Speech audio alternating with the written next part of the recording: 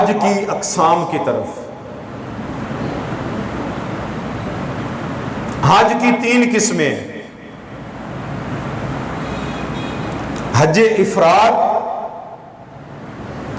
हज किरान, हज तमत्तो।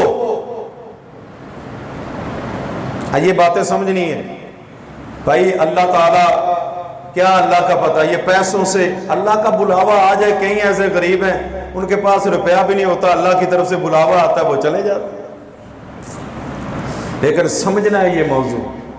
हज की 3 किस्में हैं। एक है हज इफराद। इफराद कहते हैं, माना है हज का माना कसद करना, लफ्ज़ी माना, और इसका इस्लाही माना है कि मखसूस इबादत के लिए बैतुल्लाह का सफर करना, वहां मखसूस इबादत करना, ये इसका इस्लाही माना है। हज इफराद, इफराद का माना अकेला, फर्द में से है। हाजी मिकात से, मिकात भी समझ लीजिए, ये एक जगह का नाम है। मिकात ये जगह है, मुख्तलिफ इलाकों से, चारों तरफ से बैतुल्लाह के आने वाले जो लोग हैं ना, उनका अल्लाह के नबी सल्लम ने एक जगह मुकर्रर की है कि फलां अराक वाले जो हैं वो फलां से एहराम बांधेंगे, पाकिस्तान वाले फलां जगह से एहराम बांधेंगे। ये उनके मिकात मुकर्रर की है, इससे आगे नहीं, वहां से एहराम बांधना है। जैसे मदीने वाले हैं, उनका आपने बताया, हर मुल्क का चारों तरफ से आने वालों का एक मिकात अल्लाह के नबी ने मुकर्रर किया, एक जगह मुकर्रर की जहां से उन्होंने एहराम बांधना है। हज उम्रे वाला है, तो वहां पे एहराम बांधेगा और एक बार ये नियत के अल्फाज कहेगा। अगर हज इफराद करने वाला है, अल्लाहुम्मा लब्बैक बिल हज, अल्लाह मैं हाजिर हूं हज के साथ। सही बुखारी हवाला। इसमें कुर्बानी वाजिब नहीं, जो सिर्फ हज करना चाहता है, हज इफराद में कुर्बानी वाजिब नहीं है। अगर दूसरी है हज किरान। हज किरान जो है, करन के मानी है, इसका मतलब है मिलाना। हज और उम्रा की नियत इकट्ठी करनी, मिकात से एहराम बांधना। अल्लाहुम्मा लब्बैक बिल हज वल उमरती, या बिल उमरती वल हज्जी, अल्लाह मैं हाजिर हूं उम्रे और हज के साथ। ये नियत करना। सही बुखारी और मुस्लिम का हवाला है, और इसमें कुर्बानी वाजिब है। और तीसरी, यहां पे इसकी बात थोड़ी सी समझ लीजिए। हज करान, पहले आप उम्रे का जो है अदा करेंगे, इसमें हज किरान में उम्रा अदा करेंगे, हालत एहराम में ही रहेंगे। याद रखना, एहराम की चादरें उम्रा करके खोल नहीं देनी, पूरा उम्रा करना है। समझ आ रही ना? एहराम की चादरें हज किरान में खोलनी नहीं।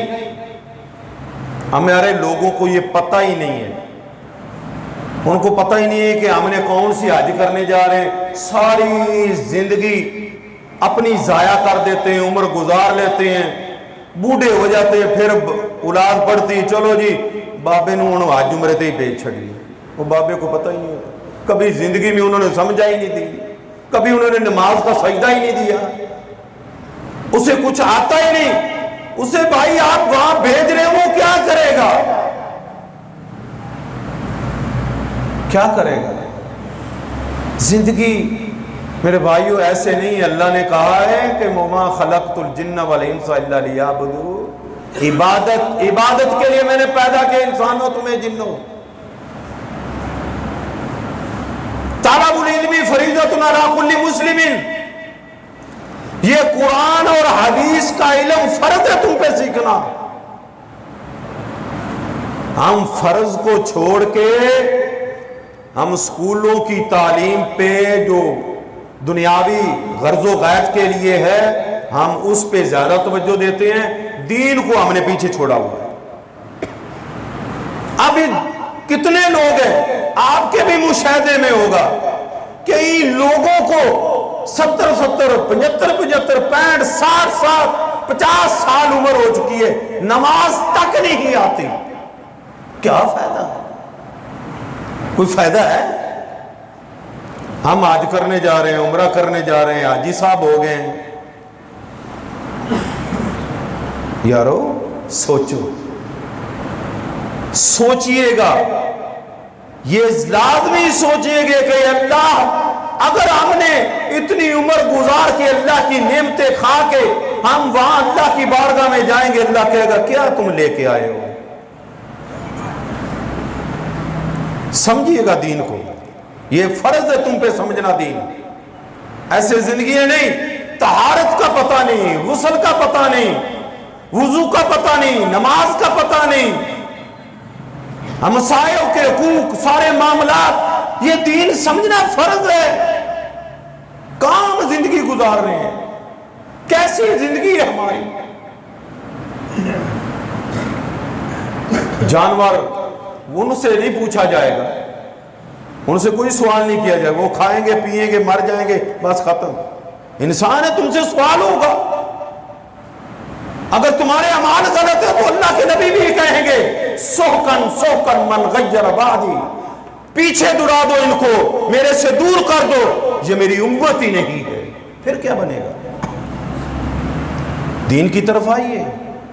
तो हज्जे किरान की बात कर रहा था, उम्रा करके एहराम नहीं खोलना, हालत एहराम में रहना है।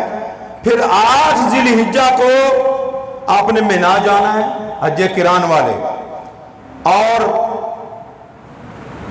हज के अरकान अदा करके कुर्बानी ना हो तो 10 रोजे रखेगा, 3 हज के अय्याम में और 7 घर वापस आके। जो कुर्बानी, जिसके पास इतने पैसे नहीं कुर्बानी नहीं कर सकता, 3 रोजे हज के अय्याम में रखेगा, साथ ही ऊपर वाले हाल में चले जाए, ऊपर है हाल उसमें चले जाए, तो 7 अपने घर वापस आके रखेगा, उसे कुर्बानी का सवाब मिल जाएगा। आगे हज्जे तमत्तो, तीसरी हज, हज्जे तमत्तो। तमत्तो को मैंने फायदा उठाना, फायदा उठाना। हाजी उम्रे के नियत से एहराम बांधेगा, एहराम बांधने के बाद फिर वो क्या करेगा? वो एहराम खोल देगा, वो एहराम खोल देगा उम्रा करके। तमत्तो का मैंने फायदा उठाना, यानी उम्रा करके अब वो एहराम खोल दे, फायदा उठा लिया। अब वो दोबारा 8 जिलहिज्जा को, 8 जिलहिज्जा को अपनी रहशगाह से ही हज का एहराम बांधेगा। ये सही बुखारी की बात, इसके लिए भी कुर्बानी वाजिब है। अब यहां पे एक छोटा सा मसला मैं आपको समझा दूं कि लोग अक्सर सवाल करते हैं, जी हम हज उम्रा करना जाते हैं तो वहां से हमने ज्यादा उम्रे करने हो तो फिर क्या करें, हम कहां से एहराम बांधें? भाई आप, जो मुसाफिर होता है वो कितने दिन का होता है, उसके लिए कसर कितने दिन होती है? 3 दिन के लिए मुसाफिर, उसके बाद वो पूरी नमाज पढ़ेगा। अगर वो एक बंदा गया ही महीने के लिए तो फिर तो शुरू से उसके लिए कसर है ही नहीं। बाद लोग पता क्या करते हैं, महीने के लिए उम्रे पे गए और 3 दिन कसर करेंगे, फिर पूरी नमाज पढ़ेंगे। मेरी बात को समझना है, उससे पहले दिन ही कसर नहीं है। क्यों? कि वो महीने के लिए जा रहा है। अब जो महीने के लिए वहां पे जा रहा है उस पे मुसाफिर की हद नहीं। अब वो क्या है? मुकीम है, वहां का महीना रह रहा है, 2 महीने रह रहा है, 3 महीने रह रहा है, वो क्या है? मुकीम के जुमरे में है, मुकम्मल नमाज पढ़ेगा। और फिर उसके बाद कुछ लोग कहते हैं जी जिराना चला जाए, मस्जिद तनईम चला जाए, ऐसा मस्जिद जो है वहां से इहराम बांध ले, जो जाना चाहता है वहां चला जाए, वहां से भी इहराम बांध ले, जो नहीं जाता वो अपनी रहायशगाह से ही इहराम बांध ले।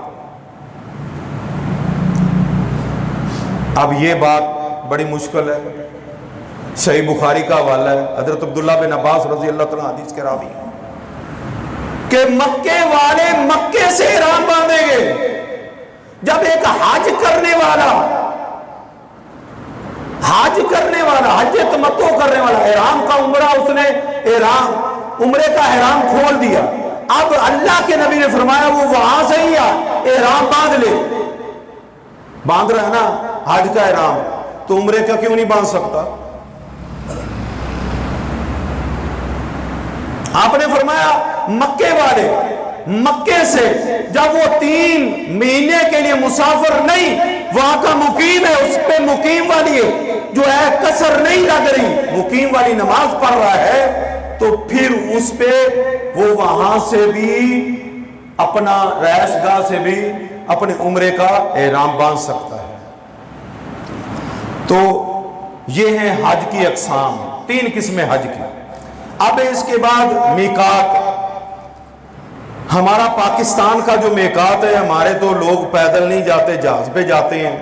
पाकिस्तान, बांग्लादेश, इंडिया, जितने भी यमन के सारे रास्ते, ये यलमलम सादिया पहाड़ी मशहूर है, इसका नया नाम। वहां से जब जहाज जाता है ना वहां पे, तो वो आवाज दे देते हैं भाई उम्रे वाले नियत कर रहे हैं, वहां से आपने नियत करनी है। चाहे आप एयरपोर्ट से चादरें बांध लें, सब कुछ कर लें, लेकिन नियत वहां से करनी है। और उसके बाद कर्नल मनाजिल नजद का है, जोफा जो है मिस्र और शाम और मगरब के लोगों का है, सही बुखारी की हदीस है सब ये। और ज़ातुल इरक ईरान और इराक का है, और जुल हुलैफा जो मदीने वालों का है, और इसी तरह ये सारे मीकात हैं। फिर हाजी जब घर से निकलना है, कुछ लोग, अब यहाँ पे टाइम कम है, इंशाल्लाह हमने दरस जो है ना असर का 2 दिन का ये हज के मौजू पे रखा हुआ है। मेरी ख्वाहिश ये है कि पूरा हफ्ता जो है ना ये हज के मौजू पे ही, असर के बाद जो हम दरस देते हैं ये हज के मौजू पे बताया जाए, डिटेल से एक एक लफ्ज पे बहस की जाए, एक एक चीज पे बहस की जाए, लोगों को पता चले। अब घर से निकलते हैं, पता नहीं हज पे जा रहे हैं, फुला पहले दिन मस्जिद में जाओ, फुला दरबार पे जाओ, वहां पे सलाम करो, वहां पे ऐसे करो, फुला को ऐसे करो, पता नहीं क्या क्या है। अल्लाह के नबी सल्लल्लाहु अलैहि वसल्लम ने कुछ भी नहीं किया, ना कोई नमाज, ना कोई नवाफल, ना कुछ, ना। आप सल्लल्लाहु अलैहि वसल्लम खामोशी से सहाबा को तालीम दी है। आप जोर की नमाज आपने मदीने में पढ़ी है, और जोर के बाद आप सल्लल्लाहु अलैहि वसल्लम निकले, हफ्ते का दिन था, आप निकले, जुल हुलैफा पहुंचे, असर की नमाज के बाद मेरे और आपके प्यारे नबी ने वहां पे कसर 2 फर्ज पड़े हैं। 2 फर्जों के बाद अल्लाह के नबी सल्लम ने एहराम बांध लिया वहां से। ये सुन्नत तरीका है कि फर्ज नमाज के बाद एहराम बांधना, याद रखना। घर से निकलना है, आप अगर आपने सफाई वगैरह मकसूद है, आप सफाई करें, जेरे नाप बाल हैं, बगल के बाल हैं, सब कुछ सफाई करें, साफ सुथरा होके नहा धो के एहराम की नियत करने से पहले आप खुशबू लगा सकते हैं। सही बुखारी और मुस्लिम की रिवायत है, अम्मा जैसा फरमाते कुन्तु उतय्यिबु रसूल सल्लल्लाहु अलैहि वसल्लम एहरामी हीना युहरिम क़ब्ला युहरमा, सही मुस्लिम की रिवायत है। एहराम से कबल अल्लाह के नबी सल्लल्लाहु अलैहि वसल्लम अपने जिस्म मुबारक पर खुशबू लगा लेते, अपने एहराम पे लगा लेते, लेकिन हालते एहराम में खुशबू लगाना मना है। औरतों को तो वैसे ही मना है, आम भी मना है, ihram में भी मना है, आम भी नहीं लगा सकती। अल्लाह अकबर। तो अल्लाह के नबी सल्लल्लाहु अलैहि वसल्लम ने ये ihram ऐसे बांधा है। अब ihram का वक़्त जो मैंने आपको बता दिया कि फ़र्ज़ नमाज के बाद बांधना, ये ज़्यादा मसनून है, अल्लाह के नबी सल्लल्लाहु अलैहि वसल्लम ने बांधा।